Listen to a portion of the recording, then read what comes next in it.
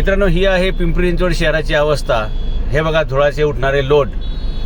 बघा तुम्हाला सगळीकडे आजूबाजूला सगळे धूरच धूर दिसतोय. आम्ही निगडीवरून रावेतला चाललोय. त्या ठिकाणी हे जाळपोळ झालेली आहे. आणि प्रदूषण महामंडळ आणि पिंपरी चिंचवड महानगरपालिकेचं पर्यावरण खातं काय करतंय हा मोठा प्रश्न आहे. हे तुम्ही बघू शकता की कचरा जाळला आहे, किंवा प्लास्टिक जाळलं आहे, काय जाळलं आहे माहीत नाही, परंतु हा सगळा रस्ता पूर्ण असा धुळाने माखलेला आहे. जसं धुकं पडतं की नाही तशा प्रकारची परिस्थिती आहे. आणि ही पालिकेची जागा आहे बरं का, जिथून हा सगळा धूर येतोय.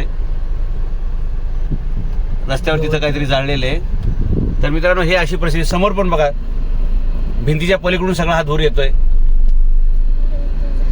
हे बघा, इथं कुणीतरी गवतांना पण आग लावलेली आहे. म्हणजे पालिकेचं प्रदूषण नियंत्रण महामंडळ काय करतंय, किंवा प्रदूषण खातं पर्यावरण खातं काय करतंय, तर झोपा काढतंय. अशा प्रकारे जर नागरिकांना अशा धुरामध्ये आणि धुळीमध्ये जर जगावं लागत असेल तर या शहरामध्ये राहणाऱ्या प्रत्येक माणसाचा मृत्यू हा पक्का आहे. आता आम्ही हवेच्या उलट्या दिशेला आहोत. इकडची हवा बघा आता आणि मगाची हवा बघा. ही अशी परिस्थिती पिंपरी चिंचवड शहरामध्ये आहे. जो इथं राहील तो धुराने आणि धुळीनेच मरेल.